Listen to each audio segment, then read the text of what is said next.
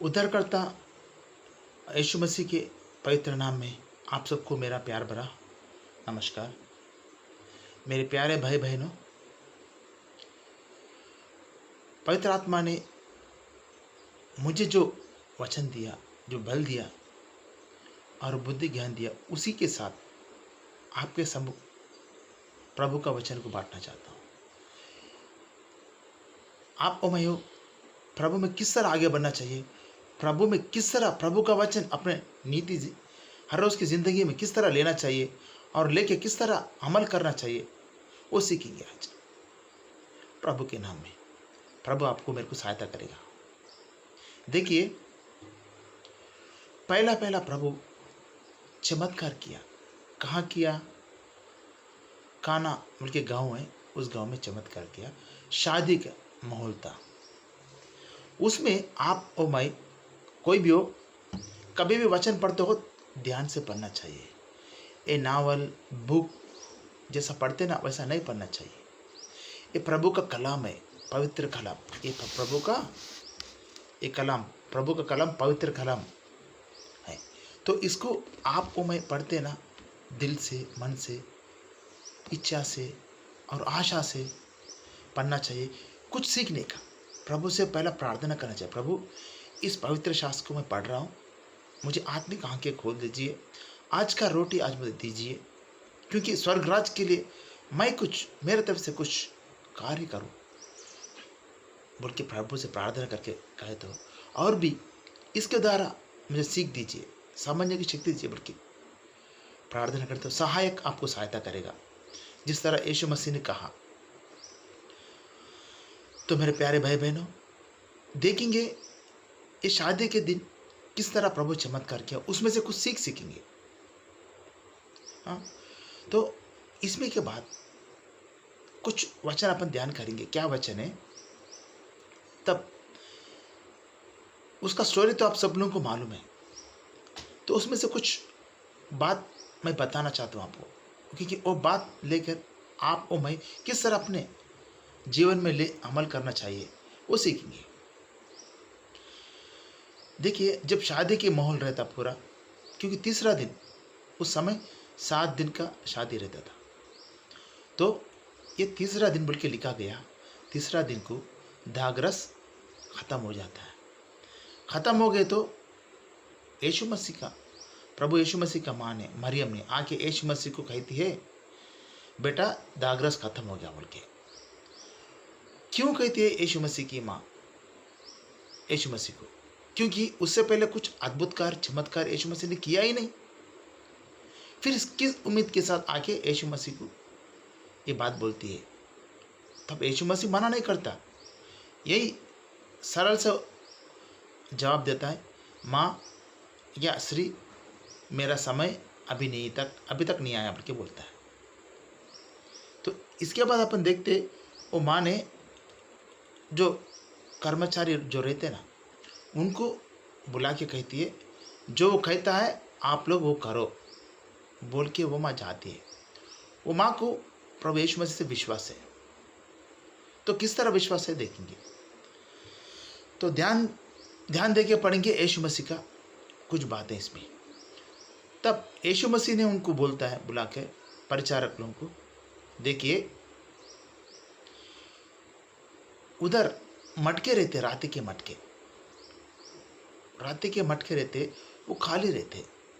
वो क्या, उसके बारे में बाद में देखते। जो अपन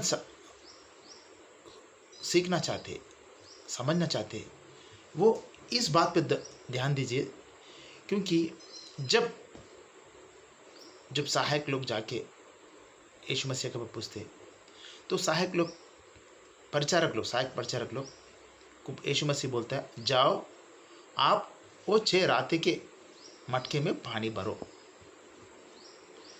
उसके बाद वो लोग क्या करते, उसके बाद पे एक सुन के जाके मटके में पानी भरते, और यीशु प्रभु के पास आके बोलते, मसीहा के पास, जी हाँ, हम मटके में पानी भर दिए।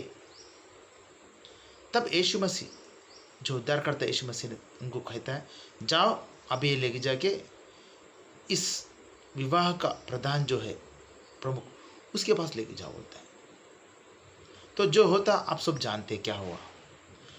तो इसमें आप या मैं ध्यान देने की बात है 3 विषय में। यीशु मसीह का माँ जाके यीशु मसीह के पास जाती है पहली।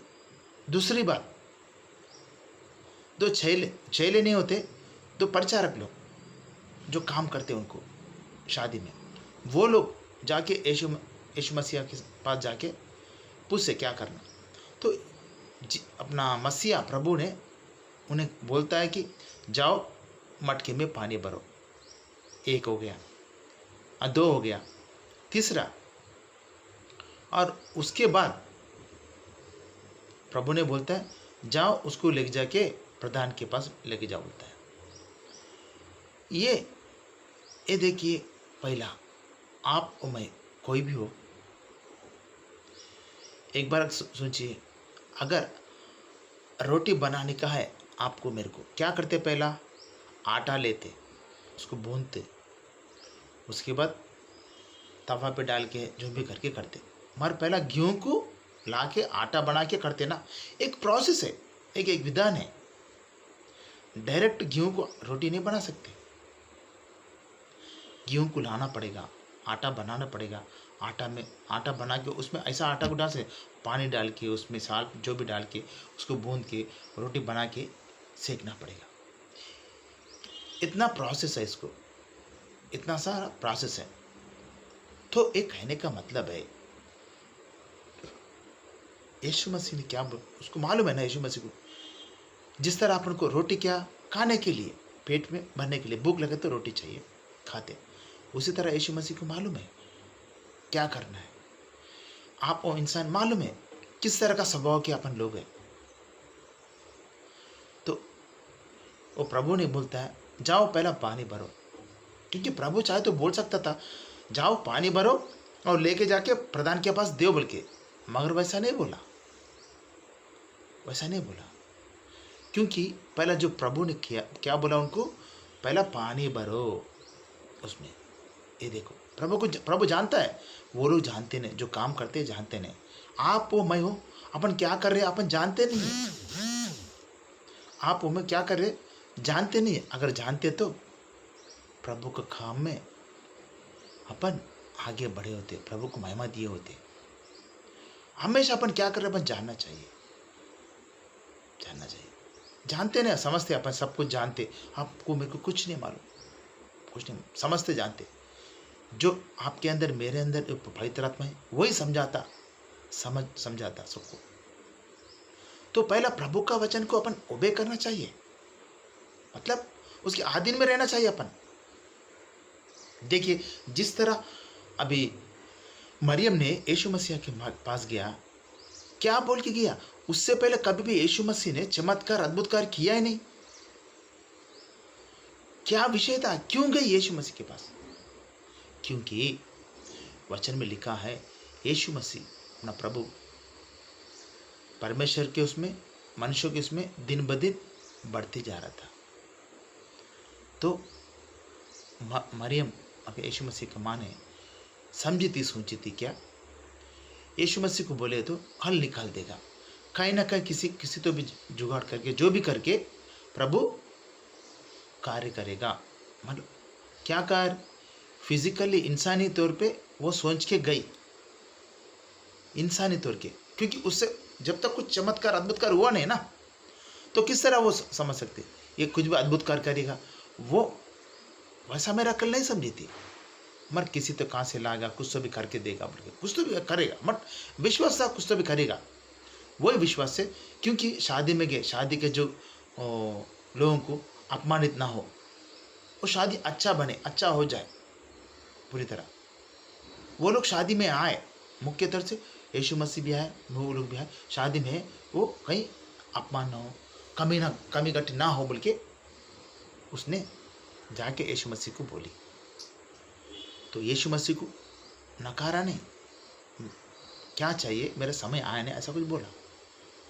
तो बोलने का मतलब है, पहला आप ओ मैं कोई भी हो, शरीर कहाँ का है? मट्टी से आया। आत्मा कहाँ का है? ऊपर से आया, प्रभु की ओर से। तो आत्मा हमेशा परमेश्वर का काम करने के लिए उत्सुकता रखती है। शरीर शरीर तो मट्टी में जाएगा, तो मट्टी में जाने के लिए कहते हैं। अगर शरीर को आत्मा के अनुसार करने का अपन